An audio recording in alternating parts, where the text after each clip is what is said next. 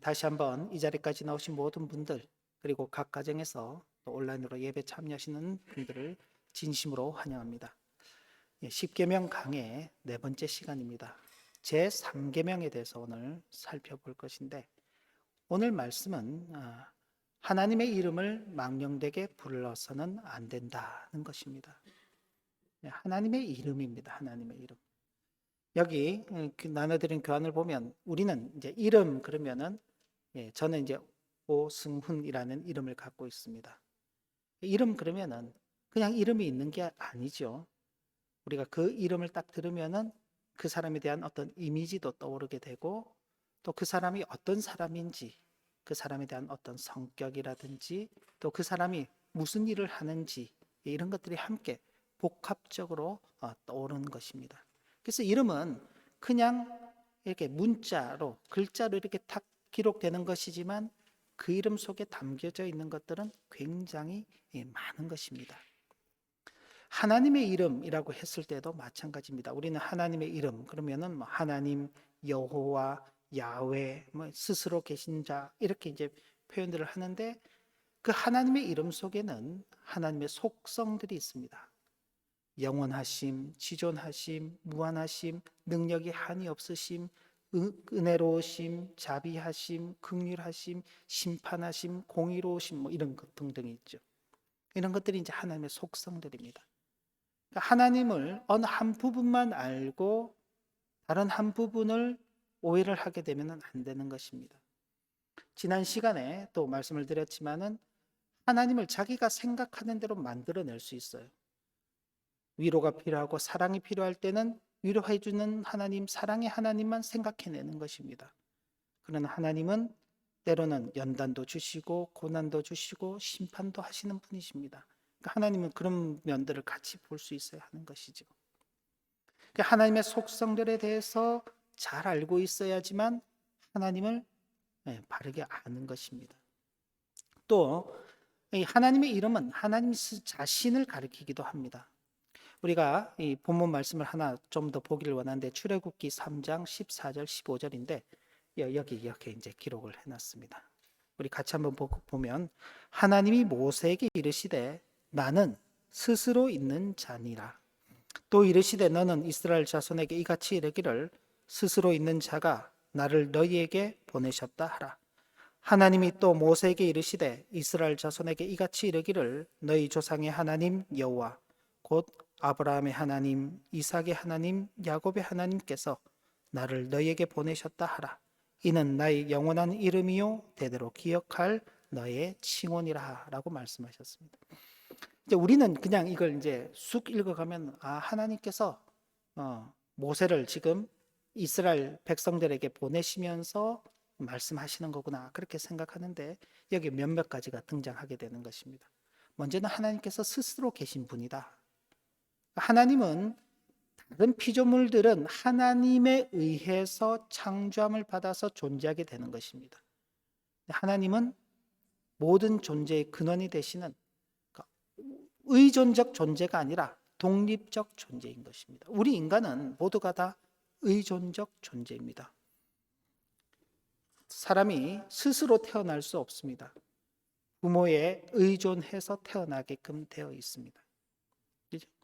그러니까 사람은 스스로도 살아갈 수 없습니다. 이 사회 속에서, 이 가정 속에서, 다양한 관계 속에서 의존하면서 살아가게끔 되어 있죠. 존재 자체가 그렇게 시작을 했기 때문에 그렇습니다. 그러나 하나님께서는 당신을 스스로 있는 자라고 그렇게 소개하는 것입니다. 하나님의 존재 자체가 우리와는 다르다. 그러면서 이 하나님께서 이스라엘 자손들에게 모세를 보내시면서 나는 여호와 하나님이다 라고 말씀하시며 뭘 예를 드시냐면은 아브라함의 하나님, 이삭의 하나님, 야곱의 하나님입니다. 지금 모세가 하나님의 명하심을 받아서 이스라엘 백성들에게 갈 때는요, 야곱이 죽은 지 거의 400년 이상 지난 때입니다. 이 말은 뭔가요? 아브라함도 이 세상을 살다가 정한 기한이 되어서 세상을 떠나고, 이삭도 일정한 시간을 살다가 세상을 떠나버리고, 야곱도 역시 떠난 지 400년 이상이 되었지만은 그들은 더 이상 이 땅에 없죠. 아브라함, 이삭, 야곱은 더 이상 이 세상에 존재하지 않습니다. 그런데 그들의 하나님 되셨던 여호와 하나님께서는 그때도 계시고 지금도 계시는 영원하신 하나님이시다는 것입니다. 그때 아브라함, 이삭, 야곱의 하나님으로 그리고 이스라엘 백성들의 하나님으로 소개되셨던 그분께서 신약 시대에는 당신의 아들 예수 그리스도를 통해서 하나님 되심을 소개하셨죠. 2000년이라는 세월이 또 지나가는 것, 4000년이라는 세월이 또 지나가는 것입니다. 그리고 예수 그리스도를 통해서 자신을 알리신 그 하나님께서는 오늘날 교회를 통해서 바로 오늘 이 시간 하나님의 말씀을 통해서 스스로 계신 분으로 우리에게 소개가 되고 있는 것입니다. 바로 영원하신 하나님.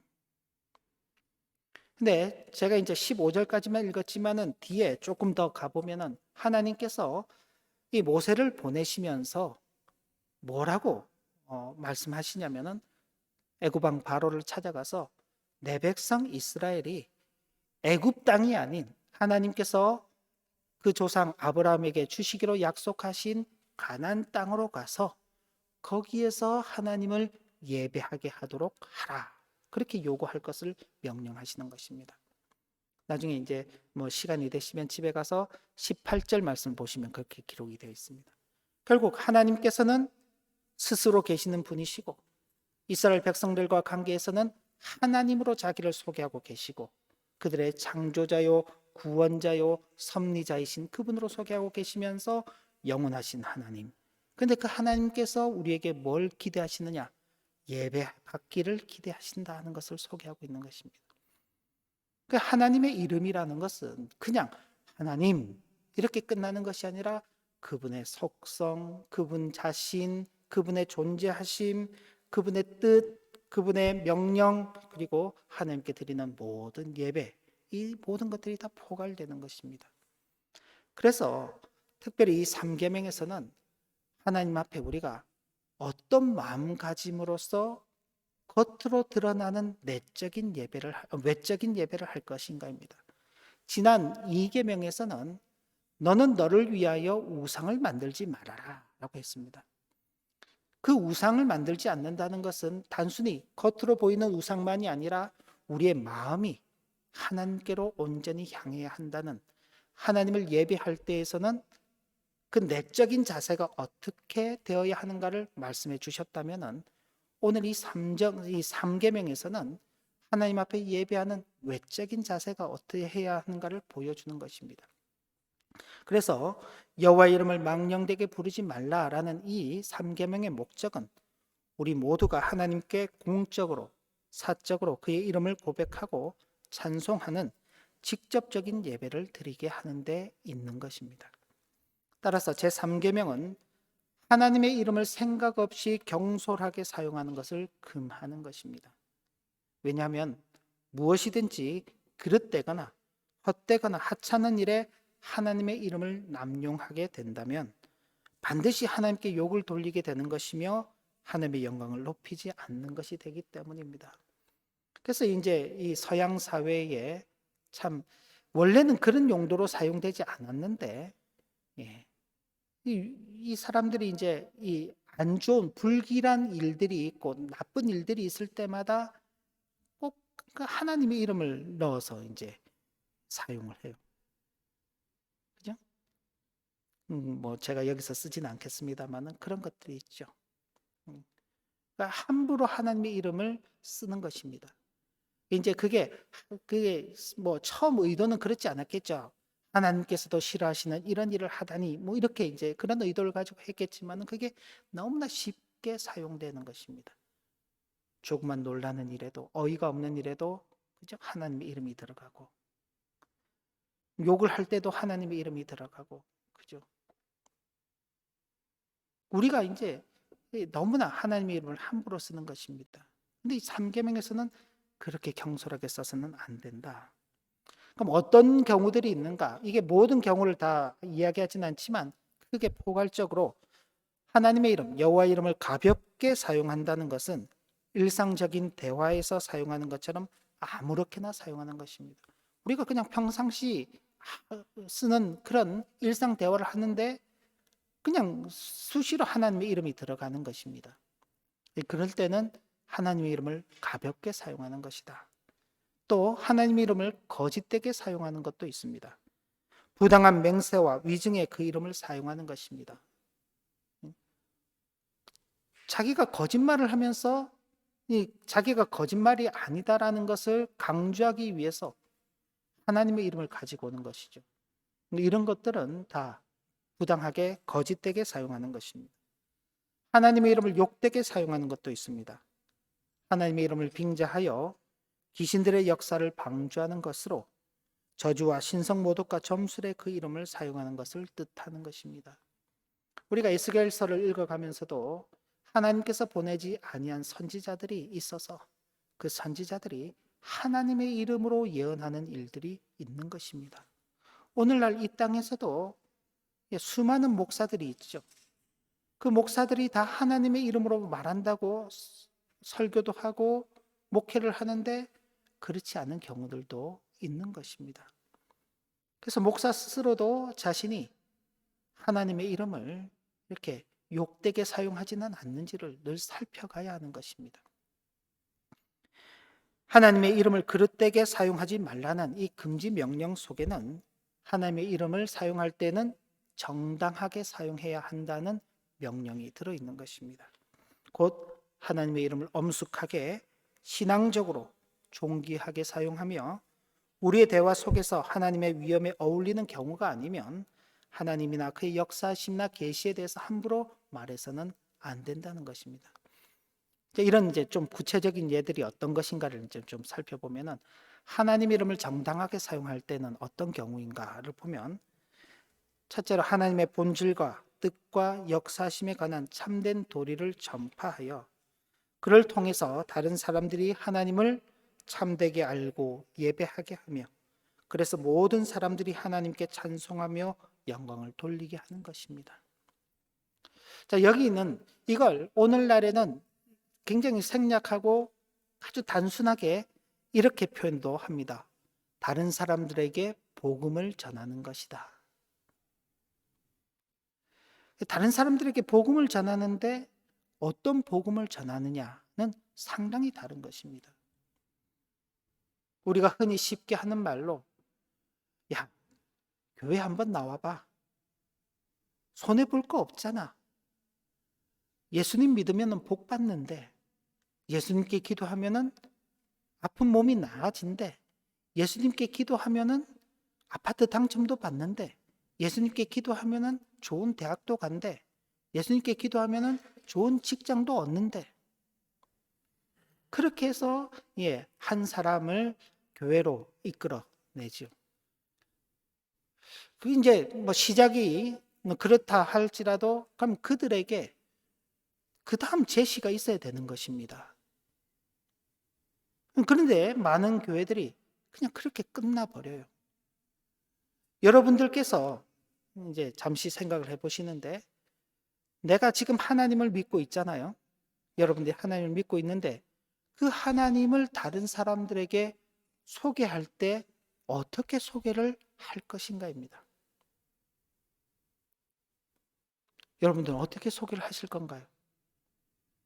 소개하기가 어렵잖아요. 그러다 보니 쉬운 방법을 택하는데 그게 내가 일상 동안 일상을 살아가면서 경험한 그 테두리 안에서 혹은 주변의 사람들이 경험했던 이야기들을 들은 그 한계 내에서 하나님을 소개하다 보니까 결국은 예수 믿으면 복 받고 예수 믿으면 천국 가고 하는 이 이야기를 넘어서기가 어려운 것입니다. 그건 하나님을 제대로 아는 것이 아닙니다. 앞서서 말씀드렸던 것처럼 하나님의 이름 속에는 그분의 속성, 그분의 존재하심, 그분의 뜻하심과 그분께서 말씀하시고 계시한 바가 뭔지 그리고 그 하나님께 우리가 어떻게 예배해야 할 것인지에 대한 모든 것들이 다 들어가 있는데 그 하나님을 그렇게 소개해야 되는 것입니다. 자녀들이 부모님을 소개하는데 우리 부모님은 이런 분이십니다 라고 이제 소개를 하는데 그 부모님의 됨됨이, 그 부모님께서 어떤 생각을 가지고 계시고 또 그런 생각으로 어떤 일들을 하고 계시고 무엇을 중요하게 생각하시고 어떤 것들은 싫어하는지를 아주 소상하게 잘 소개할 수 있으면은요, 그건 좋은 자녀죠. 근데 우리 아빠는 뭐 일만 하는 아빠, 우리 아빠는 뭐 돈만 벌어주는 엄마, 아빠, 우리 엄마는 그냥 집에서 음식만 해주는 엄마, 이렇게밖에 소개를 하지 못한다면요, 참 자녀로서 부모와의 관계 속에서 살아가는데 아쉬운 점이 참 많은 것이죠. 부모를 잘 모르는 자녀, 그죠? 근데 우리가 하나님의 이름을 부르면서 하나님을 잘 모를 수 있는 것입니다. 하나님의 본질이 무엇인지, 이 본질일 때에는 하나님의 속성과 하나님의 존재하심과 하나님의 뜻하심과 이 모든 것들이 다 포함되는 것입니다. 하나님을 예배할 때는 어떻게 예배해야 하는지, 그게 다른 사람들에게 전해지고 그 전에 들은 사람들도 역시 그런 하나님을 알고 하나님께 영광과 찬송을 올려드리도록 하는 것, 이것이 하나님의 이름을 정당하게 사용하는 것입니다. 또 하나는 하나님의 택하신 백성들이 하나님께서 자신과 자신의 뜻에 대하여 알리신 성경 말씀을 진리로 고백하고 또 하나님께서 베푸시는 은혜와 축복들에 감사하면서 하나님께 영광을 돌리고 이웃이 구원을 얻게 하는 것입니다. 그러니까 저와 여러분들은 하나님께서 자신과 자신의 뜻을 알리시는 이 성경 말씀을 진리로 고백하는 것입니다. 이 성경 말씀을 떠나서는 우리가 하나님을 알 길이 없는 것입니다. 이 성경 말씀을 떠나서는 하나님께서 무엇을 뜻하시는지 우리가 알 길이 없는 것입니다. 우리 하나 교회가 왜 매일같이 성경 말씀을 한 장씩 읽고 왜 성경 말씀을 이렇게 그냥 지나가지 않고 예를 들면 뭐 창세기면 창세기를 아주 긴 시간 동안 1년이 넘게 저희가 창세기 말씀도 봤잖아요. 창세기 말씀도 보고 신약 성경 말씀도 보고 로마서도 보고 하는 이유들이 뭐냐?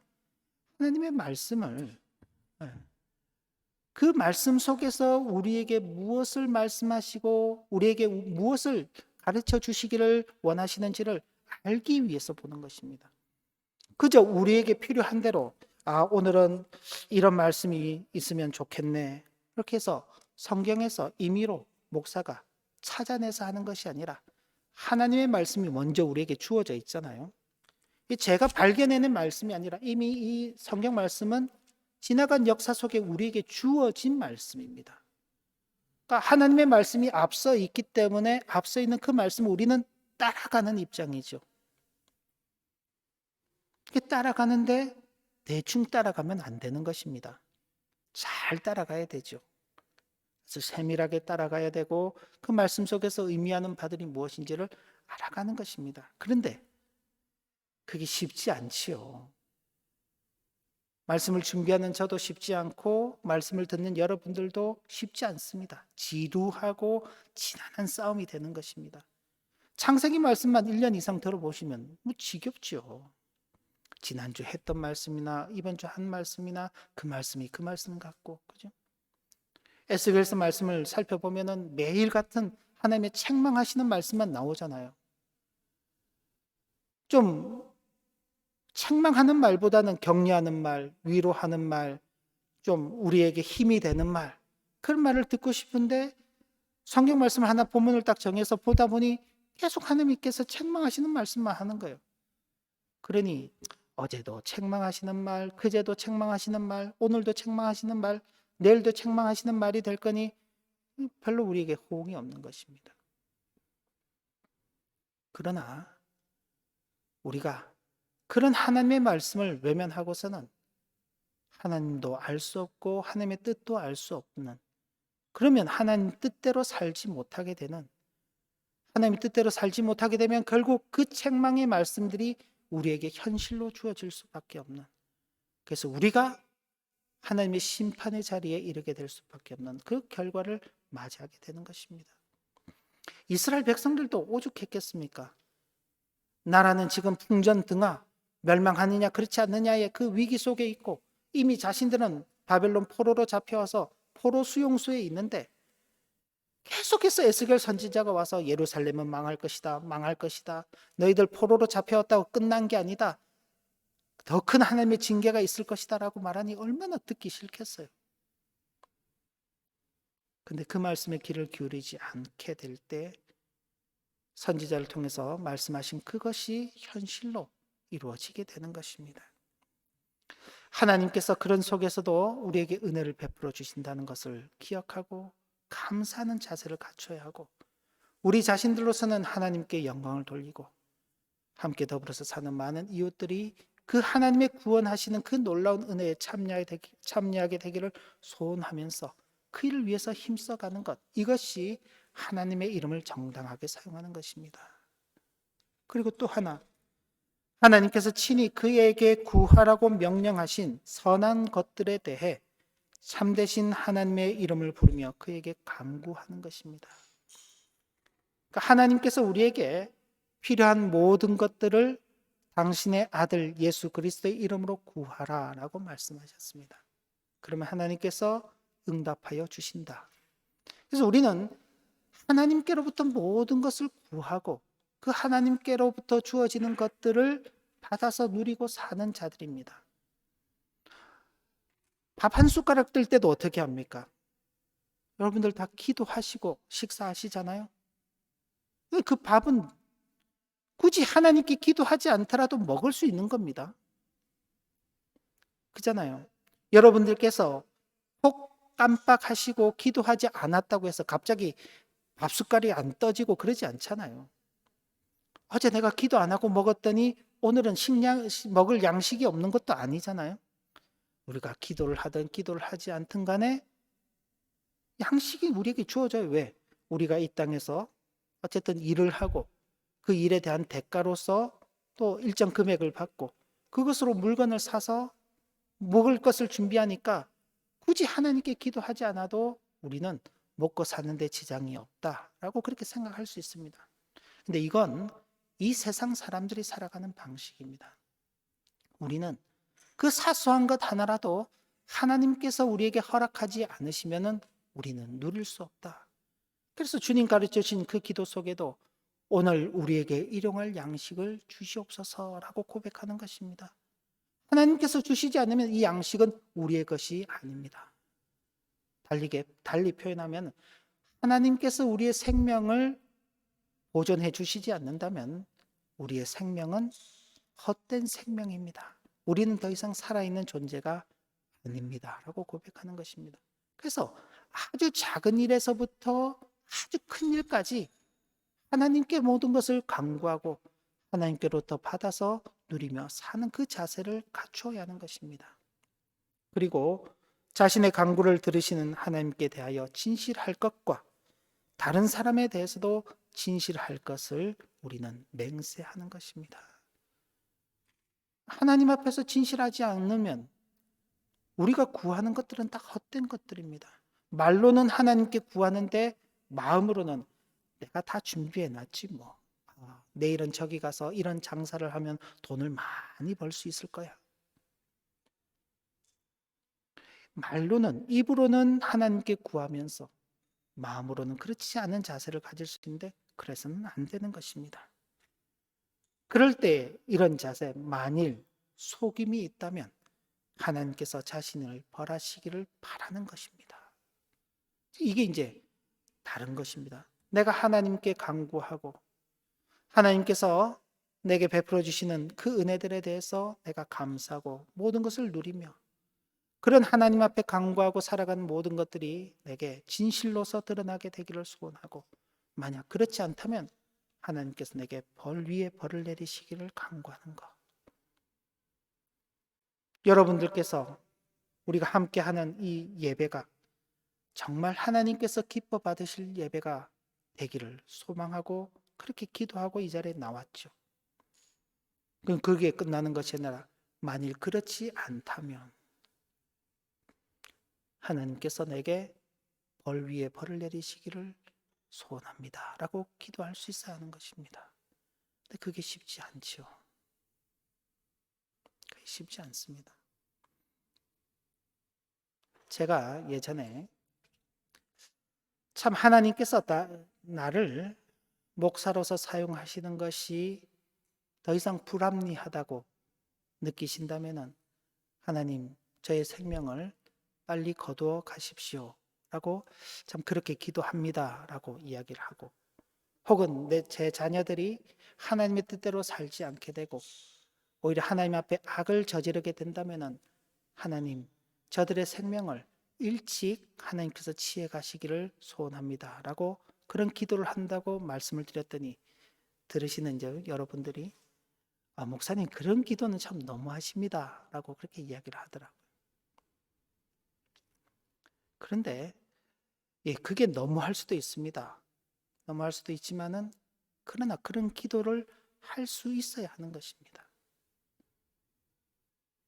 목사라고 해서 그냥 그 자리만 지키고 있어서 되는 것이 아닌 것입니다.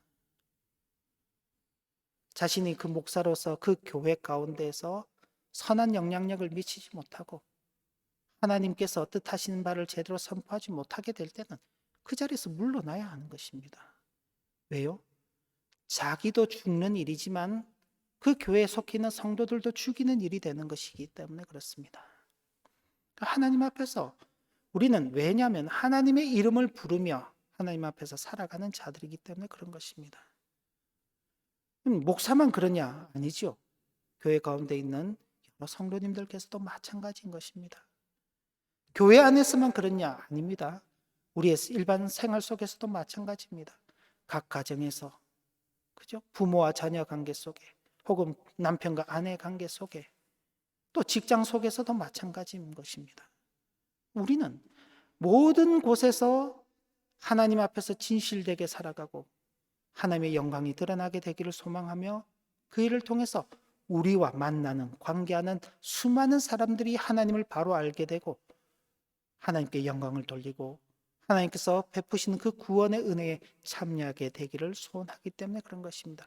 이것이 우리가 하나님 앞에 예배하는데, 이 예배당에서 예배하는 이런 외형적인 예배로 끝나는 것이 아니라, 우리가 실제적으로 이 땅을 살아가면서 우리의 삶의 자리에서 하나님께 드리는 예배로 드러나도록 하는 것입니다. 이것이 하나님의 이름을 정당하게 사용하는 것입니다. 그다음 반대로 하나님의 이름을 정당하게 사용하지 않는 것들도 있겠죠. 자, 하나님과 신적인 진리들에 대하여 대화하기를 거부하며, 좀 쉽게 표현을 하면은 성경 말씀과 그 안에 있는 내용들에 대해서 배워가기를 싫어하는 것입니다.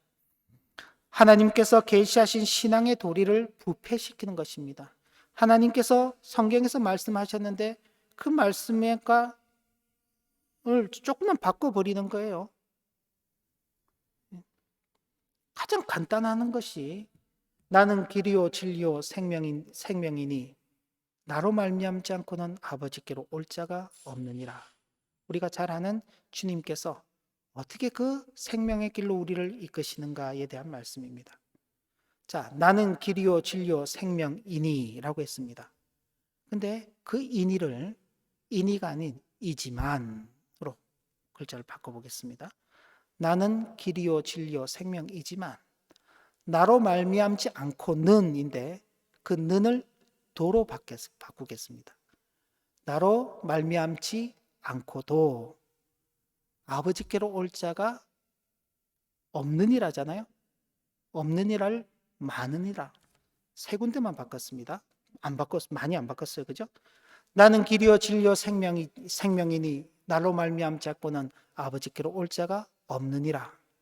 근데 나는 길이요 진리요 생명이지만 나로 말미암지 않고도 아버지께로 올 자가 많으니라. 뒷부분만 살짝 바꿨는데 그 내용이 어떻게 되나요? 앞서서는 예수님 외에는 길도 없고 진리도 없고 생명이 없는 것입니다. 아버지께로 갈 수가 없는 것입니다. 그런데 그 뒤에 말씀은요, 예수님을 믿어도 되지만은 안 믿어도 되는구나. 꼭 예수님이 길과 진리와 생명은 아니구나. 그 길이 아니더라도 얼마든지 아버지께로 갈 길이 있구나. 그래서 어떻게 하나요? 이 신을 믿어도 되고 저 신을 믿어도 되고 산의 신을 믿어도 되고 바다의 신을 믿어도 되고 하늘의 신을 믿어도 되고 심지어 자기 자신을 신으로 믿어도 되고. 이 종교다원주의죠. 종교다원주의. 그걸 누가 만들어내느냐? 교회에 목사들이, 신학 교수들이 만들어내는 것입니다. 하나님의 도리를 부패시키는 것이죠. 그러니까 성경은 그냥 장식으로 있는 겁니다. 텍스트로만 있는 것이에요. 텍스트로.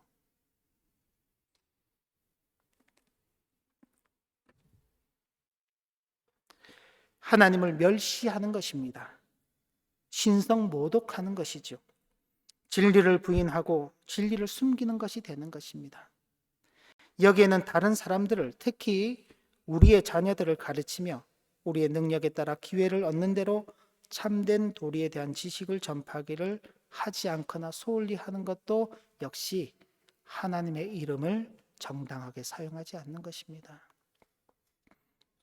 그러니 교회는요, 부지런히 이 복음의 말씀을 선포해야 되고, 교회는 이를 가르치는 일들을 열심히 해야 하는 것입니다. 뭐 구제, 선교, 뭐 봉사, 뭐 다양한 것들이 있을 수 있지만 무엇보다도 중요한 것은 바로 이 하나님의 말씀을 가르치는, 이 진리를 가르치는 일이 가장 우선시되어야 하는 것입니다.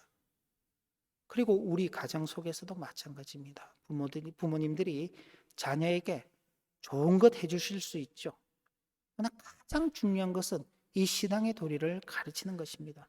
그렇지 않게 된다면 교회는 하나님의 이름을 정당하게 사용하지 않는 것이 되는 것이고, 부모들도 부모로서 하나님의 이름을 정당하게 사용하지 않는 것이 되는 것입니다. 두 번째로는 하나님의 은혜에 대한 바른 인식이 없으며 하나님의 은사들을 그릇되게 사용하며 잘못된 열심으로 행하며, 여기 이제 특별히 교회가 이런 일들이 많죠. 요즘 교회들이 많이 그렇습니다. 워낙 교회를 오려고 하는 사람들도 적고 그러다 보니 한 사람 오는 게 너무 반가워요. 근데 그 사람이 하나님을 잘 아는지도 잘 모르고, 또 하나님의 은사가 그에게 어떻게 적용되고 그가 어떻게 은사를 사용하는지도 모르는데 조금 열심히 있으면은 그 사람을 이렇게 막 축켜 세우면서 그 사람에게 일을 맡기고 하는 그런 일들이 있게 되죠. 근데 나중에 보면은요, 준비가 잘 안 됐기 때문에 결국 그로 인해서 큰 병폐들이 생기는 것입니다. 이건 제일 심각한 것이 목회자가 그렇습니다. 목회자가 신학을 하게 될 때 뭐라고 이야기를 하냐면은, 하나님께서 나를 보내셔서 신학교에 왔습니다. 거기 그렇게 말하면은 할 말이 없는 거예요. 근데 하나님께서 보내셨는지 자기가 스스로 왔는지 어떻게 알아요? 알 수가 없는 겁니다. 근데 말은 다 하나님께서 보내셔서 왔습니다. 이제 신학 기간 동안 이제 뭐 신학 학부에서 4년, 목회자는 특히 또 신학 대학원에서 또 3년, 그리고 목회자 훈련 과정을 겪으면서 목사가 되기까지 저희 장로 교단에서는 한 10년 정도 시간이 걸립니다. 그 10년 안에 자기가 정말 목사로서 부름받은 사명이 정당한지를 확인하고, 만약 그렇지 않다면 목사가 되어서는 안 되는 것입니다. 그런데 다 목사가 되죠. 근데 목사로서 자신이 받은 그 은사나 또 하나님에 대한 바른 지식이나 이런 것들이 없이 목회 활동을 하는 경우들도 굉장히 많은 것입니다. 특히 한국에 그런 분들이 너무 많아요. 전 세계의 많은 이단들 가운데 가장 이단이 많이 활동하는 것이 한국입니다. 한국. 다 자기가 그냥 알아서 목회를 하는 것이죠. 이건 그리스도인의 자유를 남용하게 되는 것입니다. 하나님의 이름을 말하면서도 그에 일치하는 삶을 살지 않는 것입니다. 감사하지 않는 이 모든 것들은 하나님의 이름을 정당하게 사용하지 않는 것입니다. 그리고 끝으로 세 번째로는 하나님의 이름으로 기도하지 않으며 하나님의 뜻과 법에 어긋나는 것들을 구하며 입술로는 강구하지만 마음으로는 그렇지 않으며 정당한 맹세를 거부하거나 거짓된 맹세나 우상 숭배적인 맹세를 하는 것들도 이에 해당되는 것입니다. 여기 이제 말씀드린 것들은 성경에서 다양하게 표현되고 또 앞서 우리의 신앙의 선배들이 정리해 놓은 내용들을 제가 다 가지고 올 수 없기 때문에 일부 이렇게 발췌를 해놓은 것입니다.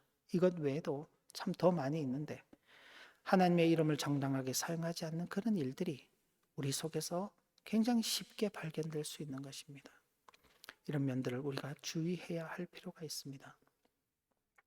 하나님을 찬양하고 그에게 영광 돌리는 것이 사람이 창조함을 받은 첫째 되는 궁극적인 목적입니다.